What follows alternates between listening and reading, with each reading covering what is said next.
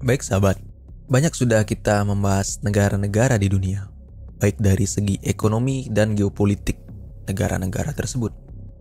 Di sekarang ini, negara tidak lepas dari globalisasi, seperti adanya perdagangan bebas antar negara dan adanya integrasi ekonomi dari tingkat yang paling kecil sampai tingkat yang paling tinggi.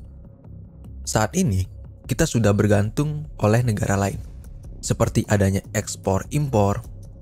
Kebebasan dalam menjalani ekonomi tidak lepas dari peran negara, terutama negara ia berasal. Jauh dari itu, ideologi apa yang digunakan negara tersebut, dan dekatnya sistem ekonomi apa yang digunakan negara tersebut. Apakah pasar bebas, yang mana masyarakat di sana bisa berkompetensi satu sama lain? Tugas negara di sisi keamanan dan pengawasan saja. Dan apakah negara tersebut memiliki peran sentral terhadap ekonomi dan sumber daya yang ada? Jadi, di sini akan dibahas yang pertama, apa itu sistem ekonomi? Yang kedua, apa itu sistem ekonomi kapitalis, sosialis, dan campuran? Yang pertama, sistem ekonomi. Setiap negara mempunyai cara yang berbeda dalam memecahkan masalah ekonominya. Memecahkan masalah ekonomi sesuai dengan sistem ekonomi yang dianut negara tersebut. Untuk membedakan sistem ekonomi yang diterapkan negara satu dengan negara lainnya, bisa digunakan sudut pandang yang menyangkut yang pertama, siapa yang memiliki sumber daya atau faktor-faktor produksi. Yang kedua, apakah terjadinya pasar bebas. Yang ketiga, bagaimana pemerintah dalam mengatur jalannya pemerintahan. Jawaban dari pertanyaan itu menentukan sistem ekonomi apa di suatu negara tersebut. Cara suatu masyarakat mengatur kehidupan ekonominya disebut sistem ekonomi atau tata ekonomi. Sekarang, kita masuk ke jenis sistem ekonomi. Dari yang pertama, kapitalisme.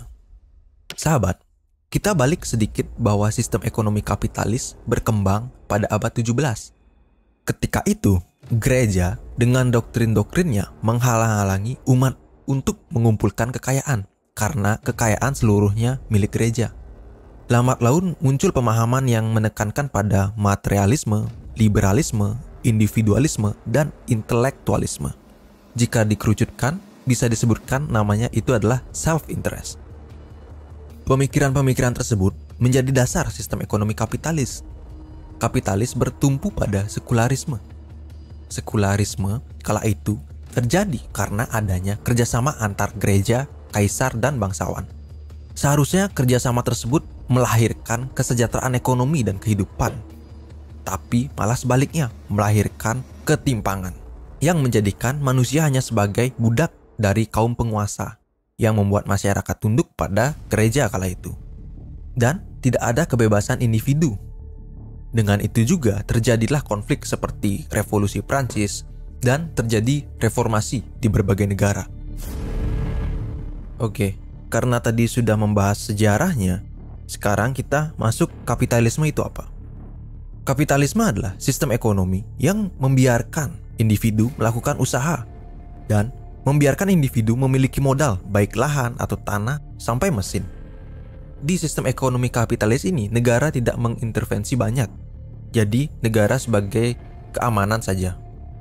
Dan untuk harga dibiarkan saja sesuai pasar. Intinya, peran negara di sini sangat minimal. Kelebihan kapitalisme. Yang pertama, masyarakat lebih kreatif dalam berinovasi. Yang kedua, sistem kapitalis cenderung lebih efisien dalam menggunakan sumber daya yang ada dan mendistribusikan barang. Kekurangan kapitalis adalah yang pertama, bisa terjadi monopolistik yang membuat usaha lain susah berkembang. Yang kedua, karena materialistik bisa saja terjadi eksploitasi sumber daya.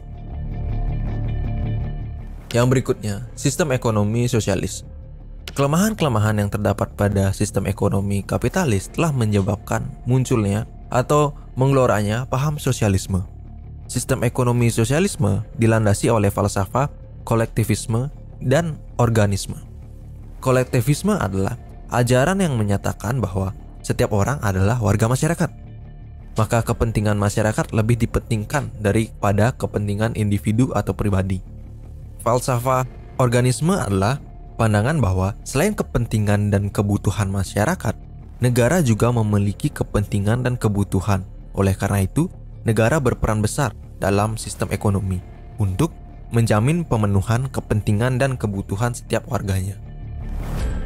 Dalam sistem ekonomi sosialis, pemerintah memiliki peran sentral untuk menentukan jalannya perekonomian, sehingga hak individu atau self-interest itu kurang mendapatkan panggung.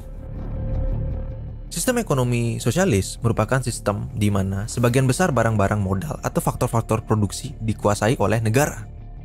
Ciri-ciri sistem ekonomi sosialisme adalah: yang pertama, negara sangat berkuasa dalam pemilikan bersama semua faktor produksi, yang biasa disebut dengan kolektivisme atau kolektivitas. Maksud dari ini adalah agar semua faktor produksi diarahkan untuk memenuhi kepentingan dan kebutuhan bersama. Yang kedua, produksi dilakukan sesuai dengan kebutuhan. Negara mengatur produksi barang-barang yang dibutuhkan oleh masyarakat agar individu tidak menumpuk kekayaan, tetapi yang diutamakan adalah kesejahteraan bersama. Yang berikutnya, yang ketiga, negara melakukan perencanaan yang ketat dalam hal produksi dan distribusi barang dan jasa yang dibutuhkan dalam masyarakat. Dalam sistem ini, mekanisme pasar tidak efisien karena negara yang menentukan harga. Sosialisme berbeda dengan komunisme. Di sosialisme masih ada kepemilikan properti, tetapi di dalam komunisme tidak. Di komunisme, semuanya dikuasai oleh negara. Kelebihan dari sosialisme adalah berkurangnya praktik monopoli oleh swasta. Diharapkan agar terjadi kesejahteraan yang merata dari hal tersebut.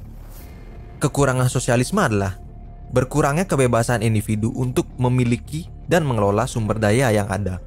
Dan biasanya kalau swasta itu kan tujuannya mencari profit, tetapi kalau pemerintah itu tidak. Itu membuat pendapatan domestik bruto tidak efisien dan bisa-bisa terjadi defisit perdagangan di suatu negara. Yang berikutnya, sistem ekonomi campuran. Di dalam sistem ekonomi campuran ini bisa dikatakan gabungan antara sistem ekonomi kapitalis dan sistem ekonomi sosialis. Dalam sistem ekonomi campuran, pemerintah ikut campur dalam menjalankan ekonomi masyarakat, tetapi pemerintah tidak menghapus peran swasta di dalamnya. Sistem ekonomi campuran berbeda di setiap negara. Ada kadar kapitalis yang lebih tinggi, ada kadar sosialisme yang lebih tinggi. Misalnya, negara yang kapitalisnya yang lebih tinggi, Amerika Serikat, dan negara sosialisnya yang lebih tinggi, India. Dalam sistem ekonomi campuran, pemerintah dapat mengatur, mengawasi, menstabilkan, dan memajukan ekonomi negara secara keseluruhan dengan tidak meninggalkan peran swasta. Caranya, pemerintah membuat upah minimum pekerja atau UMP agar masyarakat mendapatkan upah yang wajar. Yang kedua, pemerintah menggunakan kebijakan fiskal dan kebijakan moneternya dalam mengatur perekonomian di suatu negara. Penutup, jadi setiap negara memiliki sosial budaya yang berbeda-beda. Setiap negara memiliki cara yang berbeda-beda dalam menjalankan ekonominya. Jadi tidak bisa disamakan.